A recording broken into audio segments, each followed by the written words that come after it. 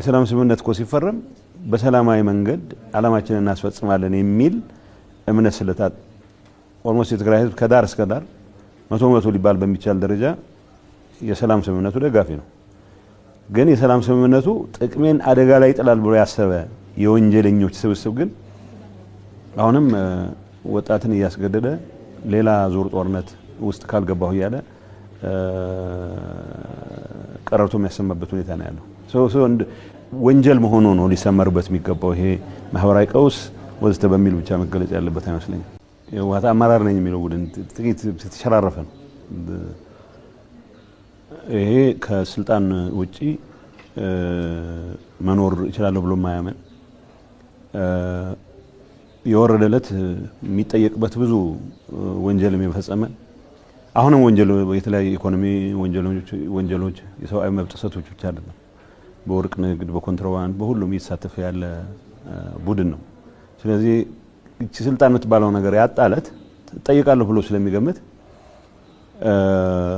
የራሱን ህልውና ከትግራይ ህዝብ ህልውና በላይ አድርጎ የሚወስድ አመራር ነው። እንትና አይሉም ይሉኝታም እኮ የለውም። አይ ድርጅቱ ቀድሞ መዳን አለበት ህዝቡ እንዲድን ነው የሚለው።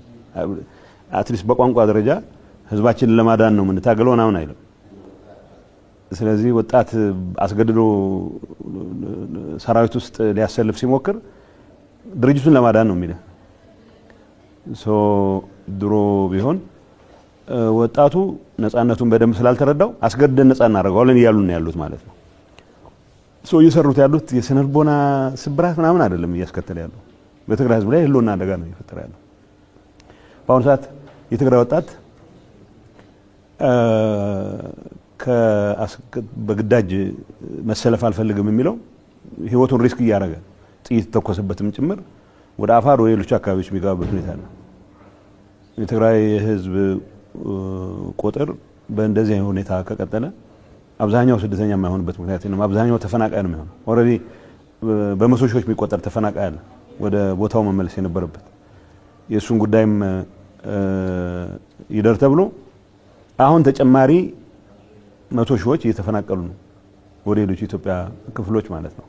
ስለዚህ ይሄ ድርጊት ዝም ብሎ የስነልቦና ስብራት ማህበራዊ ቀውስ በሚል ያለው የምትገልጸው ንጹህ ወንጀል ነው እየፈጸመ ያለው ይሄ አመራር። በዛ ልክ ነው መጠየቅም ያለበት፣ በዛ ልክም ነው ልንረዳው የሚገባው።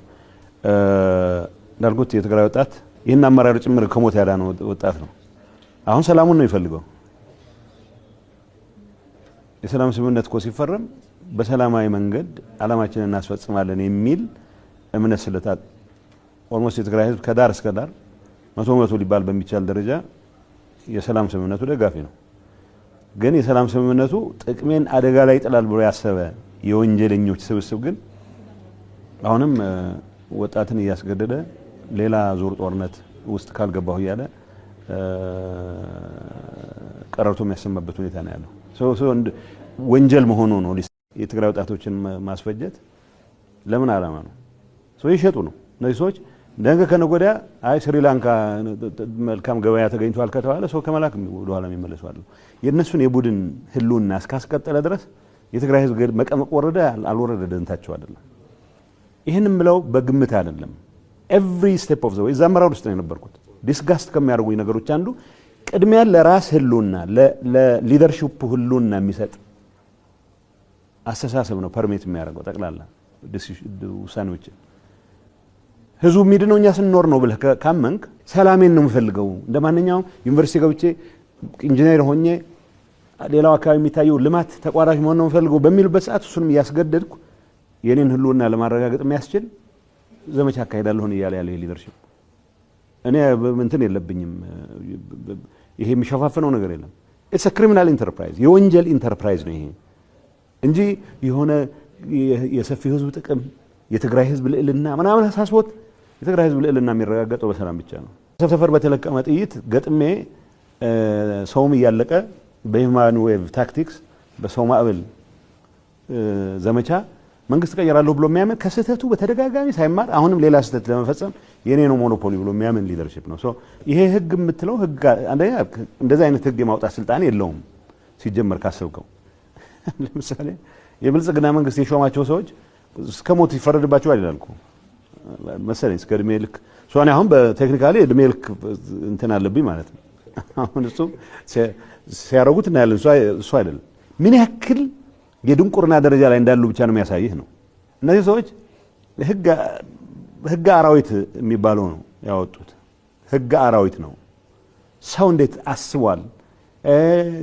ለምሳሌ አስገድጄ ልመልምልህ ስለው ሬዚስት ካረገ 50,000 ብር አስከፍየው ቀጥቼው እንደገና አስገድጄ ስልጣን አስገባዋለሁ። ለነሱ የትል ህይወት ማለት ነው፣ የወጣት ህይወት ደንታቸው አይደለም። አሁን ያለውን የቲፒኤልኤፍ ሊደርሺፕ ከሰሜን ኮሪያ ጋር ማወዳደርም ትንሽ ለሰሜን ኮሪያ አንፌር ነው።